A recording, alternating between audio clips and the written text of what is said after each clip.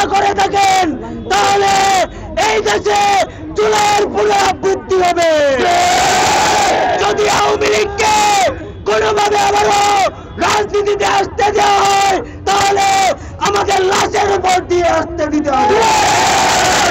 আমরা পরিষ্কার ভাবে বলতে চাই, মাতৃভূমি অথবা মৃত্যু।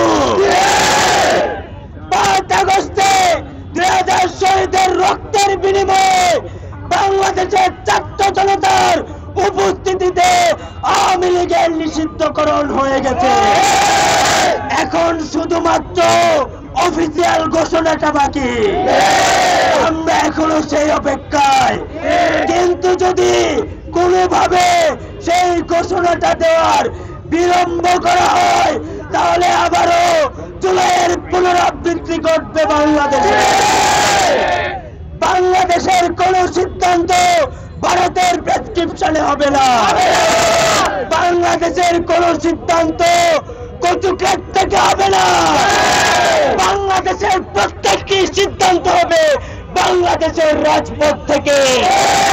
বাংলাদেশের প্রত্যেকটি সিদ্ধান্ত দেবে বাংলাদেশের বিপ্লবী ছাত্র জনতা। আমরা পরিষ্কার ভাবে বলতে চাই এবং প্রত্যেকটি রাজনৈতিক দলকে বলতে চাই, আপনারা আওয়ামী লীগের ব্যাপারে আপনাদের সিদ্ধান্ত পরিষ্কার ভাবে ঘোষণা করতে হবে এবং এই সিদ্ধান্ত বাংলাদেশের জনতাকে জানাতে হবে। 5 আগস্টে হাজার লাখো ছাত্র জনতার রাজপথে উপস্থিতির মধ্য দিয়ে প্রমাণ হয়েছে বাংলাদেশের মানুষ আওয়ামী লীগকে চায় না। বাংলাদেশের মানুষ আওয়ামী লীগের নেতৃত্ব চায় না। বাংলাদেশের মানুষ আওয়ামী লীগের রাজনীতি চায় না। বাংলাদেশ থেকে আওয়ামী লীগকে হাজার হাজার শহীদের বিনিময়ে ব্যান করতে হবে। বাংলাদেশ থেকে আওয়ামী লীগকে হাজারো শহীদের দায় দিয়ে তাদেরকে নিষিদ্ধ ঘোষণা করতে হবে। যদি তা করা না হয় তাহলে আমরা কঠোর কর্মসূচিতে যাব।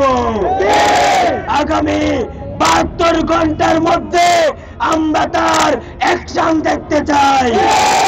অন্তর্বর্তীকালীন সরকারকে বলতে চাই, হাজারো শহীদের রক্তের উপর আপনি দাঁড়িয়ে আছেন।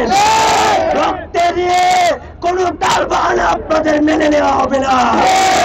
আমরা পরিষ্কার ভাবে বলতে চাই, আওয়ামী লীগকে পতনের মধ্য দিয়ে আমরা আপনাকে অন্তর্বর্তীকালীন সরকারের প্রধান উপদেষ্টা বানিয়েছি, কোন সুশীলতা দেখাতে নয়। আপনারা যতটা না দেরি করছেন আওয়ামী লীগের বিচার নিশ্চিত করতে, তার চেয়েও তাড়াতাড়ি করতেন আওয়ামী লীগের পুনর্বাসনের জন্য।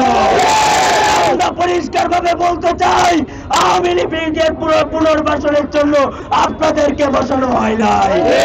আওয়ামী লীগের বিচার নিশ্চিত করে আওয়ামী লীগকে নিষিদ্ধ করার জন্য আপনাদেরকে বসানো হয়েছে।